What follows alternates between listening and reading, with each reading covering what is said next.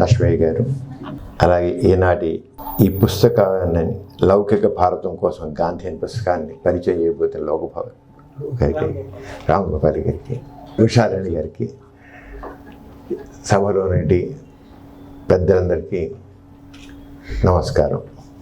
ముందుగా ప్రజాశక్తి పిలిచిన వారికి నాకెంతో ఇష్టమైనటువంటి ఈ సబ్జెక్ట్ సంబంధించినటువంటి లౌకిక భారతం సెక్యులరిజం మీద ఈ పుస్తకాన్ని ఆవిష్కరణ కోరినందుకు ముందు వారికి నా ధన్యవాదాలు తెలియజేస్తున్నాను. అలాగే ఒక మతోన్మాది తుపాకు గళ్ళకి బలైన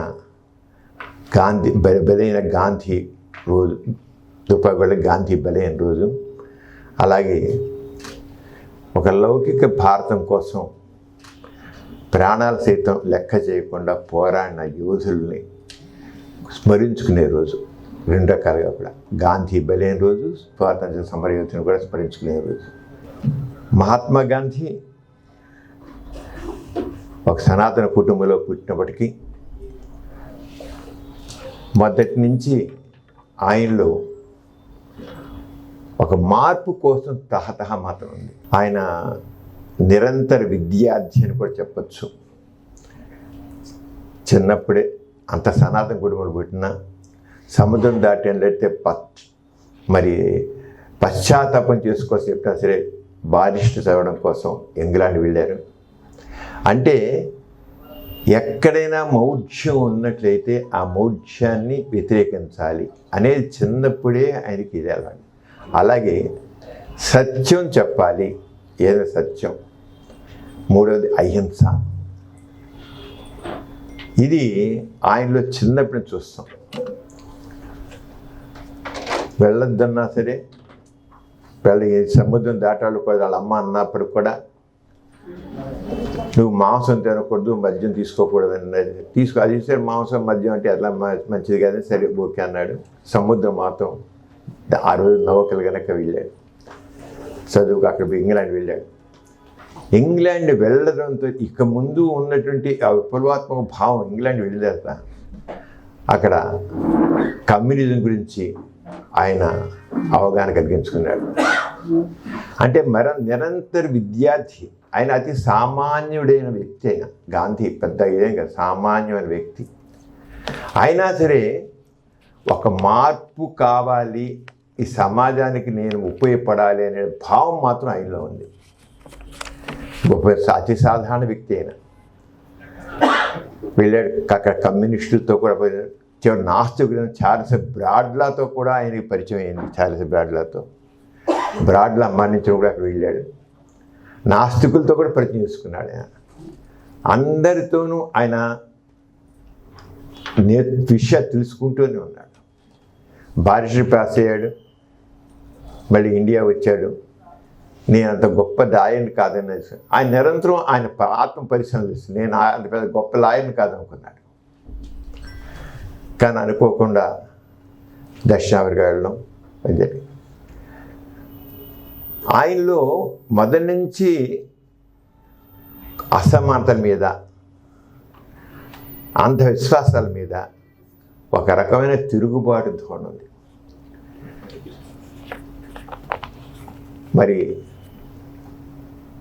మతోన్మాది అయినటువంటి గాడ్సే తుపాకుళ్ళకి బలైపోయాడు ఈ లౌకికవాది.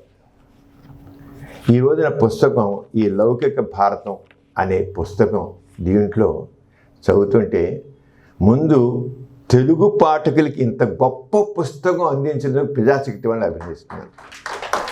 చాలా నేను ఫస్ట్ టైం చదువుతున్నానండి, చదివానండి పుస్తకాన్ని. అసలు ఎంత గొప్పగా ఉందంటే అంత గొప్పగా ఉంది. ప్రతి అక్షరం చాలా విలువైంది దీంట్లో. అసలు ఏమాత్రం కూడా ఏ ఒక్కటి తీసేయడం. అసలు అంత గొప్పగా దీని పుస్తకం తీసుకొచ్చారు.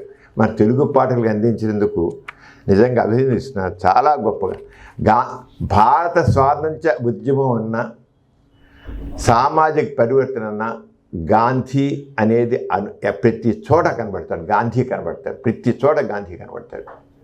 గాంధీ ఉన్నంతకాలం సామాజిక పరివర్తనలో, సామాజిక సమస్యల్లో, సామాజిక అవగాహనలో, మానవత్వంలో, సమానత్వంలో అన్నిట్లోనూ గాంధీ ఉంటాడు.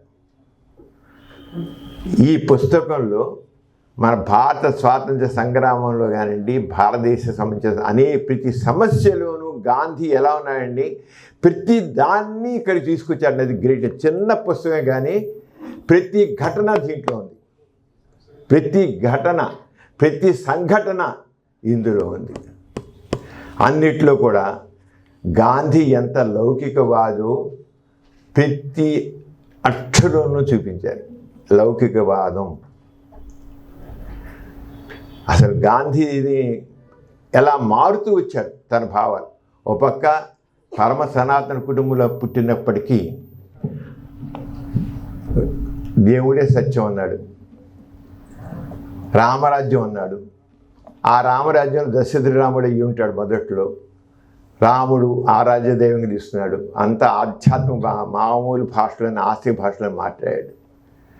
కానీ నిరంతరం ఆయన మార్చుకుంటూ ముందుకు వెళ్ళాడు. ప్రతి అడుగులోనూ లౌకిక తత్వం కనబడింది. అది చాలా బగ్గగా దీంట్లో చూపించారండి. ఇంకోటి నాకు అంటే నాకు ఒక కమ్యూనిజం భాషలో సరిగ్గా తెలియదు, కానీ బూర్జువా జాతీయవాదం, బూర్జువా క్యాపిటలిజం అనేది ఎంత చక్కగా, ఎంత లోతుగా ఇచ్చారంటే లోతుగా ఇచ్చారు ఇంటి పుస్తకంలో. నేను ఫస్ట్ టైం ఈ బూర్జువా జాతీయవాదం గురించి అర్థం చేసుకున్నాను. నాకు నిజం ఈ రకంగా నాకు అవగాహన లేదు. కానీ అసలు ఎంత డెప్త్లో, ఎంత సులువుగా ఇచ్చాను, ఎంత గొప్పగా ఇచ్చాను. కానీ ఎందుకంటే ఫస్ట్ టైం చదివాను కనుక నేను చాలా స్పందించాను. నేను రియల్ గ్రేట్ లక్ష్మయ్య గారు. అలాగే అడుగున గాంధీ ఎలా అయితే అలా ప్రతి అడుగడుక్కి మారుతూ గొప్ప లౌకికవాదిగా అయ్యాడో, ప్రతి దాంట్లోనూ ఆయన ఎలా మారుతూ వచ్చాడు, ఆయన భావాలను మార్చుకుంటూ పెరిగాడు అనేది చాలా గొప్పగా చూపించారు పుస్తకంలో. ప్రతి అడుగులో గాంధీ తన అనుభవంతో, నా జీవితమే నా సందేశం. గాంధీ గారు ఒక ముక్క అన్నారు, నేను ఇంతకుముందు ఏం చెప్పానో దాన్ని వదిలిపెట్టండి, నేను ఇప్పుడు ఏం చెప్తున్నానో దాన్ని వినండి దాన్ని తెలుసుకోని అన్నాడు. మొట్టమొదటిలో రామరాజ్యం అంటే దశరథ రాముడి రాజ్యం వచ్చింది. నేను నా దృష్టిలో రామరాజ్యం అంటే మంచి సామ్రాజ్యము, మంచి సది అనే ఉద్దేశంలో తెలియదు. నా రాముడు దశరథ రాముడు కాదు, నా రాముడు ఒక ఆదర్శమైన వ్యక్తి. అలాగే రామరాజ్యం అంటే నే కోరే ఆదర్శ సమాజము అని మరి. అంటే ఎంత ట్రాన్స్ఫార్మేషన్ గాంధీలో ఉందో అదంతా మీరు ఆశ్చర్యపోతారు. ఈ చిన్న పుస్తకంలో ట్రాన్స్ఫార్మేషన్ అనేది ఆయనలో వచ్చిందంతా ఈ పుస్తకంలో చూపించారు. చాలా చిన్న ప్రతి అడుగులోనూ కూడా ఆ ట్రాన్స్ఫార్మేషన్ మనకు కనబడుతుంది. ఆ రంగా లౌకిక రాజ్యం ఆయన మొట్టమొదటిలో దేవుడే సత్యం అన్నాడు. తర్వాత సత్యమే దేవుడికి మారాడు. సత్యం వరకు ఎంతవరకు వెళ్ళిపోయాయంటే, మా పెద్దక్కయ్య వివాహం, మా నాన్నగారు సోకాల్ అన్టచబుల్ ఒక హరిజనుతో పెళ్లి చేయాలని నిశ్చయించారు. కులమే నాస్తికులం, మాకు కులం లేదు, మతం లేదు, మానవాళ్ళంతా ఒకటే మాకు. అంటే నాన్నగారు చూపించడం కోసం మా నాన్నగారు మొదటి సంతానాన్ని ఒక హరిజనికి, మామూలుగా నాన్నగారు తెలుసుకుంటే ఆయన ప్రొఫెసర్గా చేశారు, ప్రెసిడెంట్గా ఒక ఐఏఎస్ ఆఫీసర్, ఐపీఎస్ ఇంకోటి తీసుకొచ్చి ఐపీఎస్ వాళ్ళని తీసుకొచ్చి పెద్ద ఆఫీసర్స్ చేయొచ్చు. కానీ ఒక హరిజన వాడలో కూలి పని చేసిన వ్యక్తి, నా గోరాగారితో అంటే మా నాన్నగారితో పరిచయం వ్యక్తిని తీసుకొచ్చి చదువుకోని వ్యక్తిని ఈయన ప్రొఫెసర్గా చేశారు. చేసి బయటకు వచ్చారు. ఒక అతి సామాన్య వ్యక్తికి పెళ్లి చేయాలని నిర్ణయించారు. మా పెద్దకి కూడా ఓకే అంది. గాంధీ గారి దగ్గర ఇలా నా కూతుర్ని నేను ఇలాగ హరిజనికి చేయాలనుకుంటున్నానంటే వెంటనే గాంధీ అన్నారు, నేనే చేస్తాను పెళ్ళి, నువ్వు కాదు అన్నాడు. నేనే చేస్తానన్నాడు. గౌరా గారు వెంటనే మా నాన్నగారు మీరు చేయడానికి వద్దు అన్నాడు. ఎవరైనా గాంధీ చేస్తానంటే నేనే చేస్తాను, నా ఆశ్రమం చేస్తా అంటే ఓకే అని గంతేస్తారు. ఈయన వద్దు అన్నారు.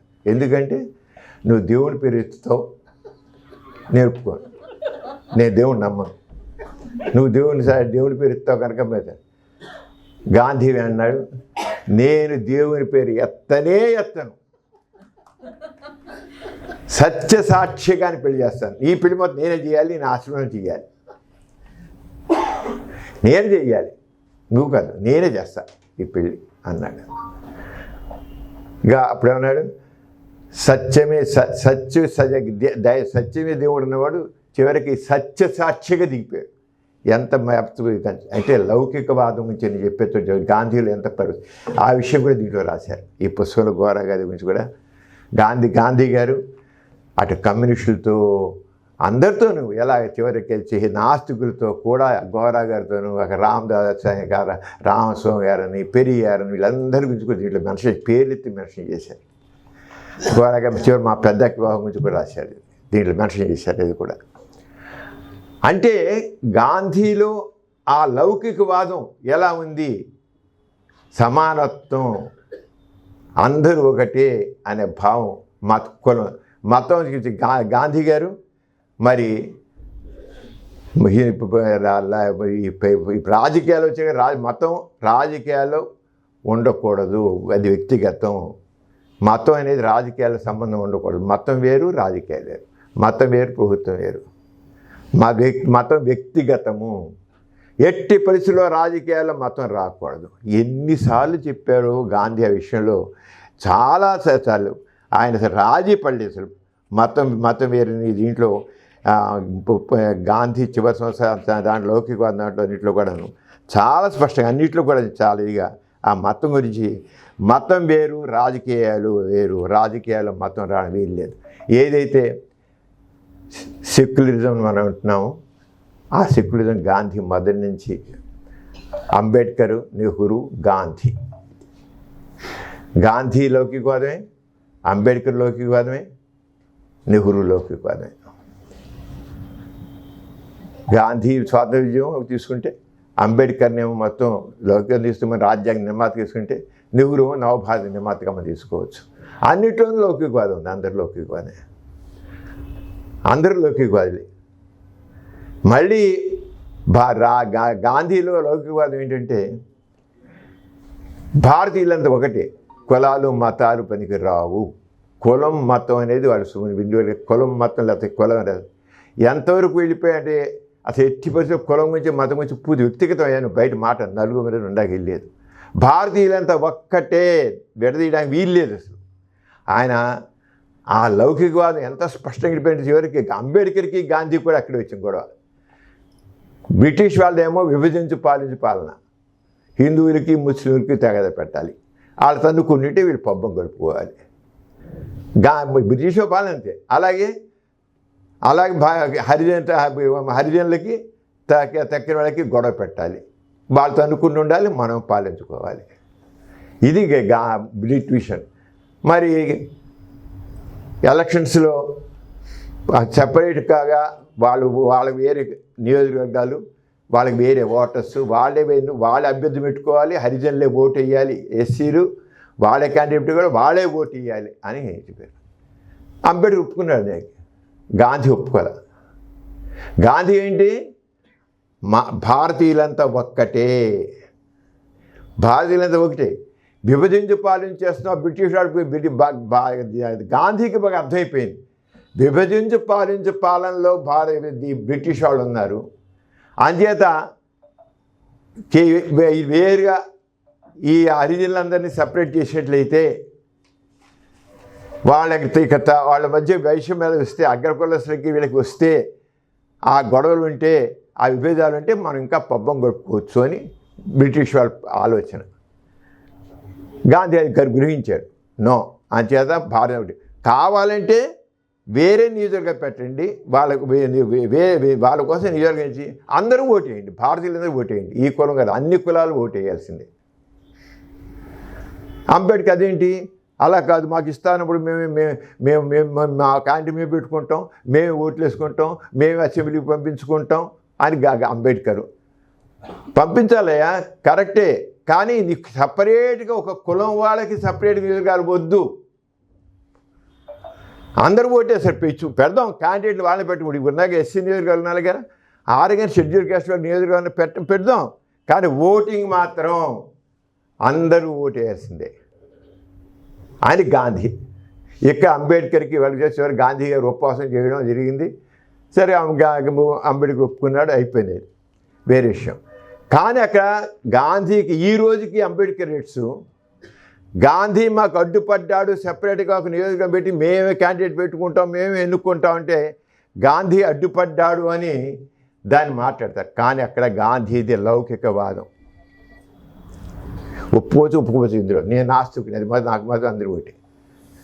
నాకు అక్కడ గాంధీ మాత్రం అక్కడ స్పష్టంగా సరిగ్గా అర్థం చేసుకుంటే మన స్వాతంత్ర్యం కోసం, మన లక్ష్యం స్వాతంత్ర్యం, అందరూ ఒకటిగా ఉండాలి. కులం మతం, హిందువులు లేదు, ముస్లింలు లేరు, సిక్కులు లేరు, ఇంకోళ్ళు లేరు, అందరూ ఒకటిగానే భారతీయులందరూ ఒక్కటిగా ఉండాలి అని మొట్టమొదటి గాంధీది అడుగొడుక్కేదే కనబడుతుంది. అక్కడికే లౌకికవాదం. దాంట్లో భారతీయులంతా ఒకటే అనే లౌకికవాదం కులాలు మతాలతో సంబంధం లేకుండా, అలాగే ఆడవాళ్ళు మగవాళ్ళు తేడా లేకుండా, అన్ని వర్గ ధనికులు పేదలు తేడా లేకుండా, అగ్రకులసు నిమ్నుకుల తేడా లేకుండా అందరూ ఒకటే అయిన భావం గాంధీ. అది లౌకికవాదం. అక్కడ అంబేద్కరిట్స్, ఇప్పటికీ అంబేద్కర్స్ గాంధీ గారు అడ్డుపడ్డారు. గాంధీ అంటే కోపం వీళ్ళకి, అంబేద్కర్స్కి. మాకు అడ్డుపడ్డాడు, మాకు వేరే అని. ఇప్పటికీ ఉన్నాయి నియోజకవర్గం. ఏంటి అని అందరూ కలిసి ఎన్నుకుంటే తప్పేంటి? ఎందుకు తేడా వాళ్ళ మనుషుల మధ్య? మాకు అభ్యుదయం వస్తుంది. అభ్యుదయం ఎందుకు రాదు? చేస్తే అందరూ కలిసి అభ్యుదయం కావాలి. ఆ రంగా అంటే విభేదాలు ఉంటే ఉండొచ్చు, వేరే అభిప్రాయం ఉంటే ఉండొచ్చు. కానీ గాంధీ మాత్రం లౌకికవాదం ఎక్కడ కూడా ఈ విషయంలో కూడా అప్లై చేశాడు. ఆయన దక్షిణాఫ్రికాలో ఉన్నప్పుడు ఆ టాలిషేగంలో ఒక అంటరాని వాళ్ళని తీసుకెళ్ళి పెడితే అక్కడ ఉన్నటువంటి భారతీయులే, నువ్వు ఒక అంటరాన్ని తీసుకొచ్చి టాలిషేగంలో పెడతావా అని ఆయన మీద ఇసుకు తీసుకొచ్చారు. మీరు ఏమైనా కండి, మీరు నన్ను వదిలేయండి, నేను మాత్రం అంటరాని వాళ్ళు అందరూ ఒకటే, అందరూ మనుషులే, నేను మాత్రం వీళ్ళకి పంపించను, నేను వాళ్ళతోనే ఉంటాను, వాళ్ళు నాతోనే ఉంటారు అన్నాడు. లౌకికవాదం సౌత్ ఆఫ్రికాలోనే మొదలైంది. మనం ఏం చూస్తున్నాం, అక్కడ రైలు వెళుతుంటే, ఫస్ట్ క్లాసులో వెళుతుంటే, నువ్వు నల్లవాడివి, నాతో పాటు ఫస్ట్ క్లాసు కూర్చొని అర్హత లేదు అన్నాడు. నేను టికెట్ కొనుక్కున్నా, నీకు నా తేడా ఏంటి? నేను ఫస్ట్ క్లాస్ టికెట్ కొనుక్కున్నాను, నువ్వు కొనుక్కున్నావు, నువ్వు మనిషివే, నేను మనిషి. నో, నువ్వు నల్లటివాడి, దిగిపోవాలన్నాడు, తోసిపారేశాడు. అందరూ మనిషి, నల్ల తేడా లేదు. లౌకికవాదం. మానవులంతా ఒకటే. నల్ల తేడా ఏంటి? All are equal. ఇప్పుడు మరి కాన్స్టిట్యూషన్ ప్రకారం all are equal before law కదా. అది అనుక్షణం అదే నీటి మీద కనబడుతుంది. అనుక్షణం ప్రతి విషయంలోనూ గాంధీ యొక్క లౌకికవాదం కనబడుతుంది. అదే మనకు కావాలి. ఆ లౌకికవాదంతోనే ఆయన ఎదిగాడు, ఎదిగాడు. మా పెద్దకి అప్పుడు కూడా కులం లేదు, మతం లేదు. నేను నా దాంట్లో చేస్తాను, అందరికీ ప్రతి వాళ్ళకి చెప్పాడు, నేను ఈ పెళ్ళి నా దగ్గర చేస్తాను, సత్యసాక్ష్యంగా చేస్తాను, దేవుడి పేరు రావడం వీల్లేదు, దేవుడి పదం రావడం వీల్లేదని అందరికీ చెప్పాడు. గాంధీ అసాసినేట్ అయ్యాడు జనవరిలో. ఆయన డేటేమో ఏప్రిల్ నెలలో పెళ్లి పెట్టారు, ఏప్రిల్ నెలలో మధ్యాహ్నం.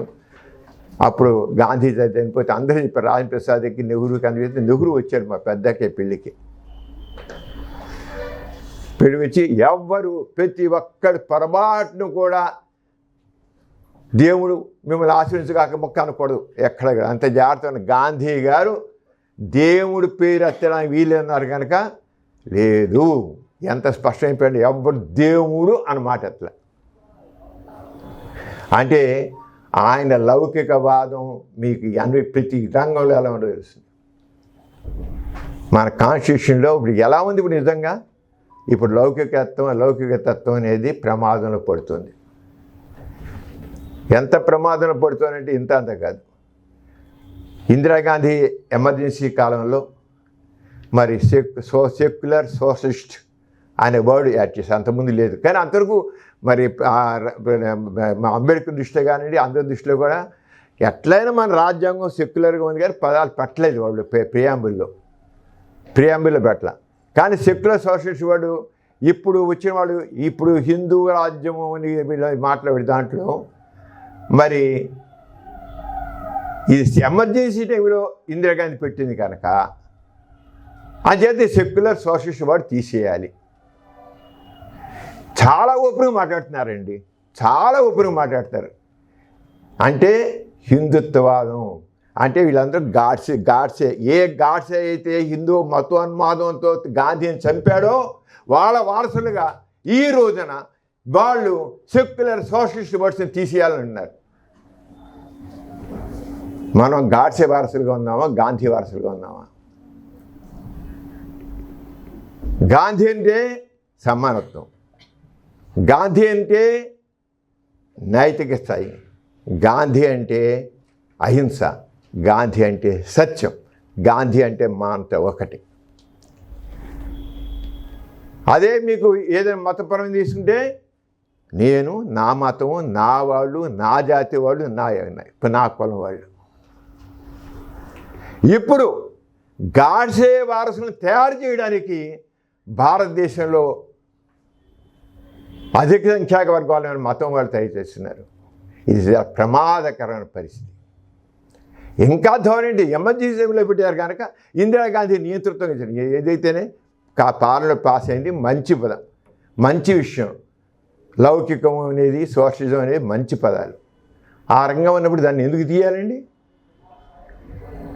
ఇందిరాగాంధీకి ఎమర్జెన్సీ తప్పు కనుక ఇందిరాగాంధీ పెట్టి ఎమర్జెన్సీ కనుక ఈ పదాలు ఎత్తేయాలి అంటే అర్థం ఏంటంటే పనికిరావు అంటే మాకు ఇంకా హిందుత్వాదం చెప్పి చివరికి పాకిస్తాన్ ఉంది కనుక ఇక్కడ హిందుస్థాన్ మార్చాలనే స్థితిలో వీళ్ళు తయారవుతున్నారు. గాంధీ స్పష్టంగా చెప్పాడు, అధిక సంఖ్యాకులైనంత మాత్రాన మైనార్టీ మతస్థులు ఎక్కువ ఉన్నతం కదా, అందరూ ఒకటే, ఎక్కువన్నా తక్కువన్నా అందరూ ఒక్కటే. మేము మా మతం వాళ్ళు ఎక్కువ ఉన్నారు కనుక మేము అధికులం కనుక మేము చెప్పిన పడి ఉండరా అంటే ఒప్పుకున్నాం. అందుకని గాంధీ గారు సత్యాగ్రహము, సత్యం చెప్పడానికి అన్యాయం మీద ఆగ్రహము.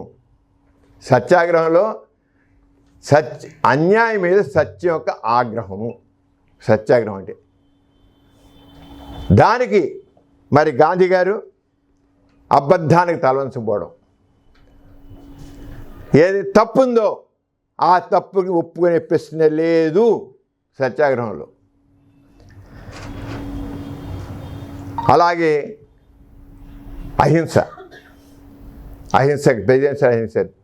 అహింసతోనే చేయాలి. నైతిక ధైర్యంతో నిలబడాలి. నైతికత స్వీయ త్యాగానికి నిలబడాలి. మెయిన్గా సత్యాగ్రహం అంటే అబద్ధానికి తల వంచొద్దు. ప్రతి వ్యక్తి తల ఎత్తుకుని తిరగాలి. అది సత్యాగ్రహం, తల ఎత్తుకుని తిరగాలి. ఎవడే తక్కువ కాదు. వాడు అగ్రకులసారి తల ఎగరేయడం, నిమ్మటసులాగా తల వంచుకుని తిరగడం లేదు. ఎవడు అంత, ఆల్ ఆర్ హ్యూమన్స్. ఎవడు తక్కువ, ఎందుకు తక్కువ, ఎలా తక్కువ? ఎక్కువ తక్కువలు తీసుకురావడానికే ఇప్పుడు మతోన్మాదులను తయారు చేస్తున్నారు. గాడ్సే వారసులు తయారవుతున్నారు. గాడ్సే గాంధీని చంపడం ఎందుకు, గాడ్సే గాంధీని చంపాడు అనే పుస్తకం రాబోతే సినిమా కూడా వస్తుందంట, విన్నాను. అంటే ఎట్టిపోతున్నాం మనం? ఏ లౌకికవాదం నుంచి మనం పక్కపోతున్నాం? ఏ మతోన్వాదం మనం పెడుతున్నాం? ఇది చాలా ఆలోచించాల్సిన అవసరం ఎంతైనా ఉంది. అభ్యుదయవాదులందరూ కూడా ఖచ్చితంగా దీనికి ఓ దిక్సూచి లౌకిక భారతం కోసం గాంధీ రియల్లీ గ్రేట్ అండి. ఈ పుస్తకం ప్రతి ఒక్కరు, ప్రతి అక్షరం మనల్ని స్పందింపజేస్తుంది. ఇప్పుడు నేను ఇలా మాట్లాడుతున్నా అంటే దీంట్లో ప్రతి ఒక్క అక్షరం నేను స్పందించాను. సెక్యులరిజం నేను చాలా చదివాను సెక్యులరిజం మీద, కానీ ఇందులో ప్రతి విషయంలోనూ కూడా గాంధీ ఆ లౌకికత్వం కోసం ఎలా పరితపించాడు, ప్రతి విషయంలో కూడా ఎలా పరితపించాడని దీంట్లో ప్రతిపించారు. That is very great sir. Lakshmi గారి పుస్తకంలో మాత్రం ప్రతి విషయంలో కూడా దాంట్లో చేసిన ఇది కూడా చాలా లౌకికవాదం సపరేట్ చివరికి వచ్చాడు కల్లా మొట్టమొదట బూర్జువా జాతీయవాదం నుంచి చివరికి లౌకికవాదం తిరిగొచ్చి అన్నీ వచ్చే చివరికి ఇప్పుడు ఉచిత హిందుత్వవాదం కూడా ఎంత డేంజర్ అవుతుందో కూడా చూపించారు. హిందుత్వవాదం కాదు, ఇంకోటి కావచ్చు. మరి మనం చూసాం ఈ మతం దాన్ని చూసినట్లయితే భారతదేశ స్వాతంత్ర్యం వచ్చినప్పుడు మరి హిందూ ముస్లింలు కొట్లాడి తిరిగితే 2 million people were killed only due to religious ఇది మతం పేరిట 20 లక్షల మంది చంపడ్డారు. 2 కోట్ల మంది చాలా చాలా బాధపడ్డారు. గాంధీ అదే టైంలో పెద్దకి వెళ్ళినప్పుడు ఆయన ఇంకా జస్ట్ చనిపోతాడనగా కొద్ది 2-3 రోజుల ముందు సుందర్లాల్ అని ప్రొఫెసర్ సుందర్లాల్ ఆయనతో గాంధీ గారు మాట్లాడుతూ గాంధీలో ఎంత పరిమితం చూడండి మాట్లాడుతూ మా పెద్దకి పెళ్ళికి వచ్చి గౌరవ పెద్దమ్మాయి పెళ్ళికి వచ్చి సుందర్లాల్ ప్రొఫెసర్ అయినా గాంధీ ఆయనతో అన్నట్ట నేను లౌకికత్వం గురించి మాట్లాడుతున్నాను, ఇది మాట్లాడుతున్నాను, మత సామరస్యం మాట్లాడుతున్నాను, కానీ గోరా అనేది నాకు గుర్తుంది. మతరహితం కావాలి, కులరహితం కావాలి, మతరహితం కావాలి, అదే మంచిది అనిపిస్తున్న గోరా ఏం చెప్తున్నాడో ఆ కులరహితం మతరహితం కావాలి, అదే నాకు ఇప్పుడు ఆలోచింపజేస్తోంది అన్నమాట. ఆ పెళ్ళిలో అందరూ ఉన్నారు, మొత్తం ఎవరు ఉన్నారు, అందరితో దాంట్లో పెళ్ళిలో ఆ వివాహ సభలో ఆ సుందర్లాల్ మాట్లాడుతూ గాంధీ ఇలా అన్నాడు, నాకు గోరా చెప్పిందే కరెక్ట్ అనిపిస్తోంది, మత సామరస్యం కాదు, మత రహితం కావాలి, కుల సామరస్యం కాదు, కుల రహితం కావాలి, అప్పుడే అసలైన మానవత్వం వస్తుంది అన్నాడు. అంటే ఈ పుస్తకంలో ఇంకా అది చెప్పలే కానీ అది కూడా యాక్ట్ చేస్తే ఈ పరిపూర్ణత. ఆయన ఎథిస్ట్ విత్ గాంధీ అని పుస్తకం రాశారు. తర్వాత గాంధీతో నేను తెలుగులో కూడా వచ్చింది. దాంట్లో ఈ విషయం స్పష్టంగా చెప్పారు. సుందర్లాల్ ఆయన చాలాసార్లు చెప్పారు. తర్వాత గాంధీ గారు చనిపోయిన తర్వాత చాలా చోట్ల సుందర్లాల్ గారు గాంధీ ఎలా అన్నాడు గోరాని. చివరికి నిజంగా గాంధీ గారు బతుకున్నట్లయితే ఆయన నాస్తికుడు అయిపోయి ఉండేవాడు, ఖచ్చితంగా ఉండేవాడు. ఎందుకంటే మానహోమం చూశాడు, మత మానహోమం. 20 లక్షల మంది చంపుకున్నారు, 2 కోట్ల మంది చిన్నాభిన్నం అయిపోయారు. ఏంటి మతం ఏం చేసింది? మజహబ్ నహీ సిఖాతా ఆపస్ మే లడ్నా అని ఇక్బాల్ రాశాడు. మజహబ్ నహీ సిఖాతా ఆపస్ మే లడ్నా, మతం అనేది మనుషుల మధ్యలో కొట్టుకోవడం నేర్పదు. కానీ ఆయన రాసిన మజహబ్ సిఖాతా హై ఆపస్ మే లడ్నా, మతం అనేది మనుషులు చంపుకోవడానికి కొట్టుకోవడానికి నేర్పుతుంది. మతం మానవత్వాన్ని నేర్పదు, పేరుకై. మన చూసాడే మిడిల్ 16వ శతాబ్దంలో చూస్తే మత క్యాథలిక్స్ను వీళ్ళకి మధ్య ముస్లిమ్స్ మధ్య రిలీజియస్ వార్స్ జరిగాయి.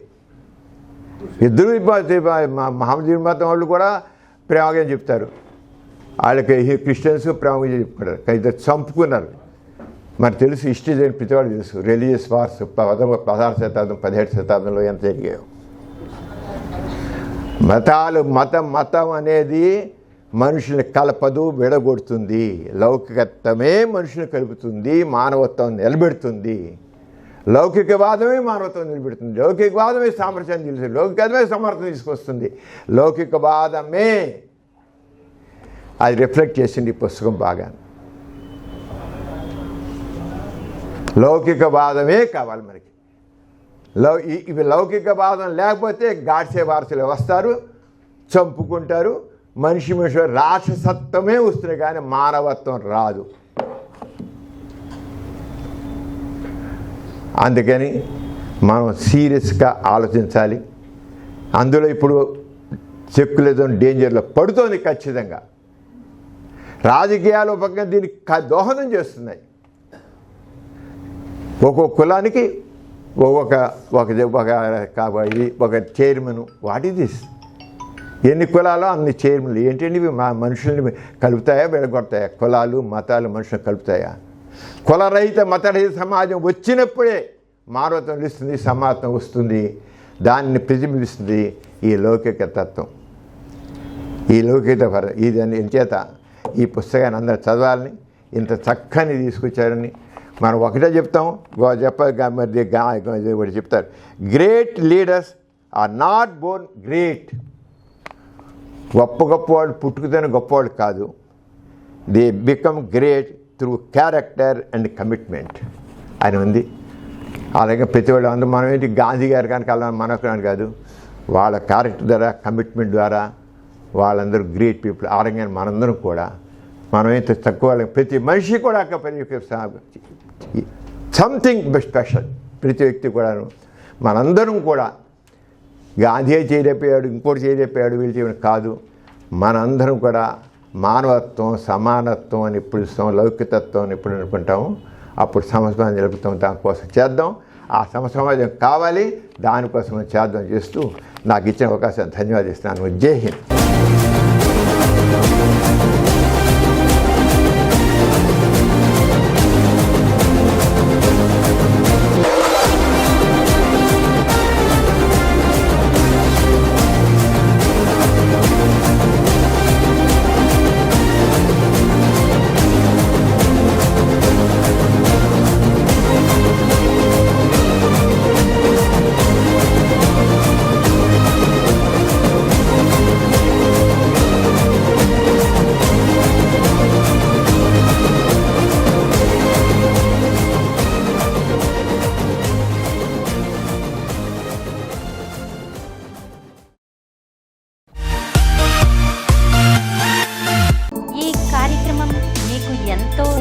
కదా. ఇటువంటి మరిన్ని వీడియోల కోసం అనతి కాలంలోనే 21 కోట్ల వ్యూస్ సాధించిన సమరం ఛానల్ సమర్పించు సమరం ప్రగతి ఛానల్కు సబ్స్క్రైబ్ చేయండి, లైక్ చేయండి, మీ ఫ్రెండ్స్కి షేర్ చేయండి. అలాగే ప్రక్కనున్న గంట సింబల్ని ప్రెస్ చేయడం మర్చిపోకండి.